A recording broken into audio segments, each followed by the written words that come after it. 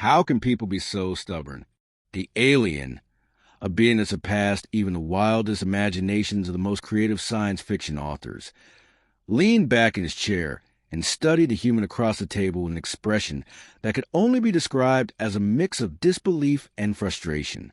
His skin was a constantly shifting mosaic of colors, reflecting his emotions. The hues stabilized into a deep red, signaling unease as he tapped his long, slender fingers on the metallic surface between them. "I could say the same about you," replied the human calmly, though with a hint of determination in his voice.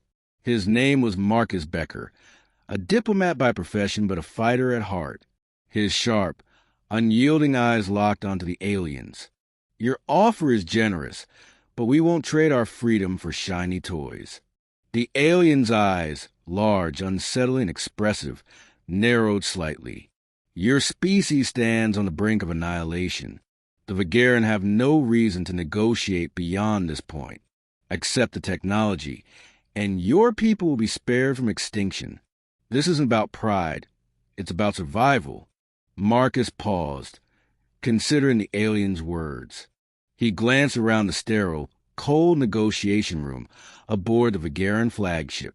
The walls were smooth and white, devoid of seams, and the air carried a faint antiseptic smell.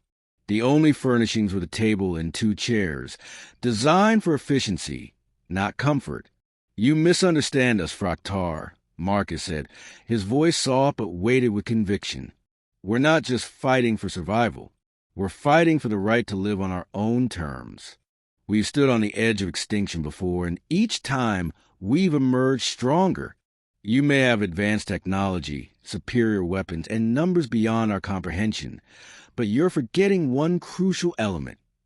Fraktar, the alien negotiator, tilted his head slightly, curiosity piqued. "And what would that be?" "The human ability to adapt and overcome," Marcus replied. "We thrive under pressure. We learn from our mistakes. And we never back down when it comes to our freedom. You think you're offering us salvation, but in reality, you're underestimating us. And that's your greatest mistake." The alien skin rippled, the colors shifting to a more neutral tone as he processed Marcus's words. "You speak of resilience and adaptability as if they're unique traits. The Vagaran have conquered dozens of species, each more fearful than the last. None have withstood our might. Why should humanity be any different?" Marcus allowed himself a small, almost imperceptible smile. "Because you're not fighting a single species. You're fighting billions of individuals, each with their own strengths, weaknesses, and unpredictable nature. You may understand strategy and tactics, but you'll never fully comprehend the human spirit. That's something no technology can replicate or suppress." Fraktar leaned forward, his eyes narrowing. "You're an interesting species, I'll give you that. But interest alone won't save you. The Vagaran are not known for their mercy. Neither are we," Marcus shot back, his gaze unwavering. "And make no mistake, this isn't a game. It's a fight for our existence, and we intend to win. If you think you can intimidate us into submission, you're sorely mistaken." Fraktar stared at Marcus, slowly realizing this negotiation wouldn't be as straightforward as he'd anticipated. The human's resolve was unshakable, his words not just a personal conviction, but a reflection of the collective will of his entire species. The Vagaran had faced many enemies, but none had shown such determination in the face of certain doom. The alien skin shifted to a deep blue, a color that signaled contemplation. "Do you truly believe you can resist the Vagaran? That your species, with its primitive technology and fractured alliances, can stand against the might of our empire?" "We don't just believe it," Marcus said, standing from his chair, his presence commanding respect. "We know it. History is full of examples where the underdog triumphed against impossible odds. We've done it before, and we'll do it again if we must. So, Fraktar, if you think we'll bow to your demands, you're in for a rude awakening.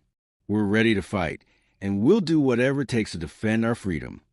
Fraktar remained seated, watching as Marcus turned to leave. I'll relay your response to the High Command, the alien said, his voice now devoid of its earlier arrogance. But know this, human, the Vagaran do not forgive disobedience. Marcus paused at the door and glanced over his shoulder. Neither do we, Fraktar. Neither do we. With those words, he left the room, leaving the alien to ponder the unexpected turn of events. For the first time in his long career, Fraktar felt a flicker of unease. Perhaps this species was more dangerous than the Vagaran had anticipated. Perhaps they had truly underestimated humanity. But one thing was clear. The coming battle would not be easily won, and the consequences of this negotiation would echo far beyond this single meeting. The Vagaran were about to learn a hard lesson, one that would be etched into their collective memory for generations to come. Don't mess with humans.